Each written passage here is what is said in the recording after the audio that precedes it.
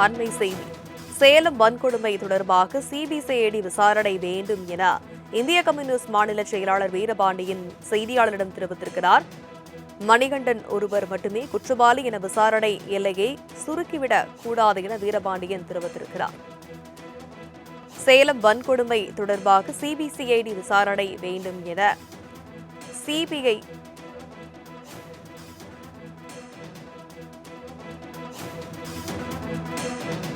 சேலம் வன்கொடுமை தொடர்பாக சிபிசிஐடி விசாரணை வேண்டும் என வீரபாண்டியன் தெரிவித்திருக்கிறார். புறங்களை எமது செய்தியாளர் ராஜேஷ் விவரிக்க கேட்கலாம். வணக்கம் ராஜேஷ். சேலம் வன்கொடுமை தொடர்பாக சிபிசிஐடி விசாரணை வேண்டும் என வீரபாண்டியன் தெரிவித்திருக்கிறார்.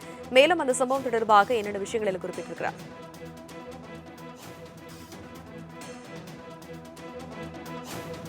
விசாரணைக்கு உத்தரவிட வேண்டும் என்று இந்திய கம்யூனிஸ்ட் கட்சியின் தமிழ்நாடு மாநில செயற்குழு வேண்டுகோள் விடுத்திருப்பதாக அந்த கட்சியினுடைய மாநில செயலாளர் வீரபாண்டியன் தெரிவித்திருக்கிறார். இது தொடர்பாக அவர் வெளியிட்டு இருக்கக்கூடிய செய்தியில் சேலம் மாநகரின் கொண்டலாம்பட்டி பகுதியை சேர்ந்த மணிகண்டன் என்பவர் வறுமை நிலையில் உள்ள பெண்களுக்கு கடன் தருவதாக ஏமாற்றி பாலியல் வணிகத்தில் ஈடுபடுத்தியது நெஞ்சை பதற வைக்க கூடியதாக இருக்கிறது.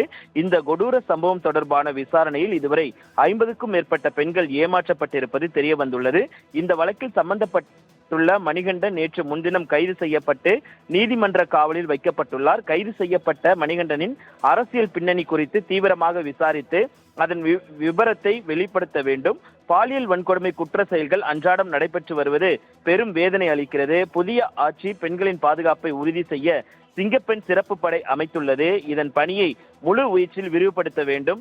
சேலம் பாலியல் வன்கொடுமை குற்ற செயல்களில் மணிகண்டன் ஒருவர் மட்டுமே குற்றவாளி என விசாரணை எல்லையை சுருக்கிவிடாமல் அவருக்கு பின்புலமாக இருந்து செயல்பட்ட நபர்கள் யார் யார் என்பது உட்பட குற்ற செயலின் பின்னணி குறித்து விரிவான விசாரணை நடத்துவது அவசியமாகும். நீண்ட காலமாக வணிக முறையிலான குற்ற செயல்கள் நடந்து வந்துள்ள நிலையில் அது காவல்துறையினர் கவனத்துக்கு வராமல் இருந்திருக்க முடியாது என்ற ஆழ்ந்த சந்தேகம் எழுகிறது. எனவே இந்த வழக்கு விசாரணை நேர்மையாக நடைபெற வழக்கை சிபிசிஐடி பிரிவுக்கு மாற்ற வேண்டும் என இந்திய கம்யூனிஸ்ட் கட்சியின் தமிழ்நாடு மாநில செயற்குழு தமிழ்நாடு அரசை வலியுறுத்தி கேட்டுக்கொள்கிறது என்று அந்த அறிக்கையில் வீரபாண்டியன் தெரிவித்திருக்கிறார்.